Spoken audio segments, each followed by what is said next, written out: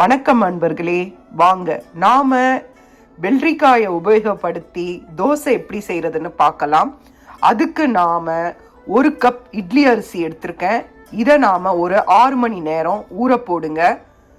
ஊற போட்ட பிறகு வாங்க இதை நாம எப்படி செய்யறதுன்னு பார்க்கலாம். இப்போ நான் இதை தண்ணி போட்டு ஊற வைக்க போறேன். 2 முறை நல்லா அலம்பிட்டு ஊற வைங்க. வாங்க நாம பார்க்கலாம். வாங்க வெள்ளரிக்காய் தோசை செய்யறதுக்கு வெள்ளரிக்காய் இந்த பாருங்க, இந்த அளவுக்கு 1 கப் அரிசிக்கு நான் இந்த அளவுக்கு வெள்ளரிக்காய் எடுத்துக்கிறேன். இதை நல்லா தோல் சீவிட்டு சின்ன சின்னதாக நறுக்கி எடுத்துக்கோங்க. பாருங்க, இப்போ இது ஊற வச்ச அரிசியை தண்ணி வடிகட்டி எடுத்தாச்சு. அதுக்கு பிறகு நறுக்கி வச்ச வெள்ளரிக்காயை சேர்த்துடலாம். பாருங்க, நறுக்கி வச்ச வெள்ளரிக்காயை சேர்த்தாச்சு. அதுக்கு பிறகு ஒரு 1/2 கப் அளவு தேங்காய் சேர்த்துக்கோங்க. இதை நாம் மிக்சியில் போட்டு நல்லா பேஸ்ட்டாக அரைச்சி கொண்டு வந்துடலாம். தேவையான அளவு கொஞ்சம் தண்ணி சேர்த்து தோசை மாவு பதத்துக்கு அரைச்சி எடுத்துக்கோங்க. இப்போ இதை நாம் அரைச்சி கொண்டு வந்துடலாம். இப்போ இந்த மாவை இந்த மாதிரி நல்லா ரவா தோசை பதத்துக்கு தண்ணி விட்டுக்கோங்க. தேவைப்பட்டால் இன்னும் கூட கொஞ்சம் தண்ணி விடலாம். இந்த அளவுக்கு நாம் அரைச்சி எடுத்துக்கணும். அதுக்கு பிறகு இதில் 1 டீஸ்பூன் ஜீரகம் சேர்த்துக்கோங்க. ஒரு கொத்து கறிவேப்பிலையை பொடியாக நறுக்கிக்கோங்க. அப்புறம் கொத்தமல்லியும் பொடியாக நறுக்கிக்கோங்க. ஒரு 2 பச்சை மிளகாய் எடுத்துக்கோங்க. எல்லாத்தையும் நாம் அந்த மாவில் மிக்ஸ் பண்ணிடலாம். அதுக்கு பிறகு தேவையான அளவு உப்பு சேர்த்துக்கோங்க. அப்புறம் ஒரு 1/2 டீஸ்பூன் மிளகை 1-2 பொடி பண்ணி போடுங்க. முழுசாக போட்டால் எடுத்து போட்டுருவாங்க. அதனால் 1-2 விடுங்க. இப்போ நாம் இதில் தேவையான அளவு உப்பு சேர்த்து இதை நல்லா கலக்கி விடலாம். பாருங்கள், உப்பு சேர்த்தாச்சு. இது பாருங்கள், மிளகை 1-2 நுணுக்கியிருக்க. மிளகோட கொஞ்சம் சீரகமும் இருக்குது. இதை நல்லா கலக்கி விட்டுக்கோங்க.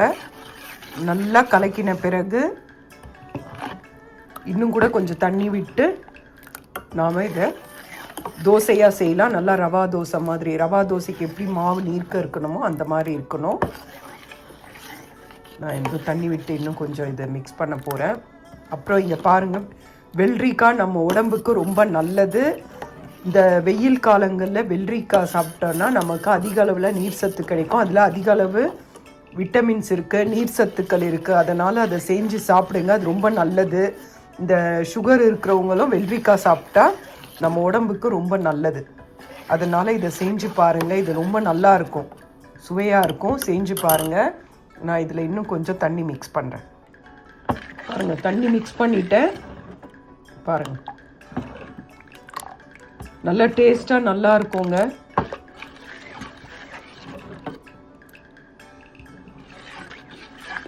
வாங்க இப்போ இதை நம்ம தோசையாக சுடலாம். உங்களுக்கு அது எப்படின்னு சுட்டு காட்டுறேன். செஞ்சு பாருங்கள். இது சும்மாவே சாப்பிடலாம், நல்லா சுவையாக இருக்கும். இங்கே பாருங்கள், மாவு இந்த மாதிரி ஆனியன் ரவா தோசை செய்கிற அளவுக்கு நீர்க்க இருக்கணும். இப்போ பாருங்கள், எப்படி தவால விடணும்னா இன்னொரு கரண்டி விட்டு அந்த விட்டு போன இடத்த அப்படியே ஸ்பின் பண்ணணும், தேய்க்கக்கூடாது. அவ்வளோதான். இப்போ இதை சுற்றிடும் எண்ணெய் விடணும்.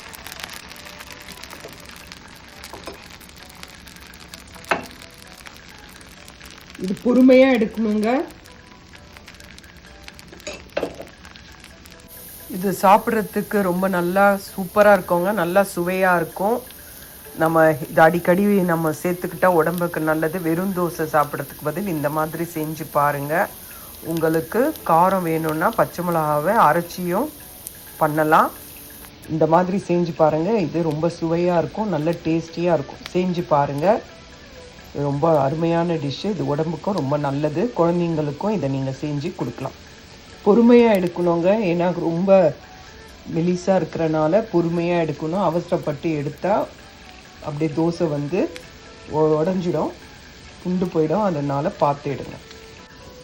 இப்போ வாங்க நாம் தோசையை எடுக்கலாம். பாருங்கள், எவ்வளோ நல்லா பேப்பர் மாதிரி வருது பாருங்கள்.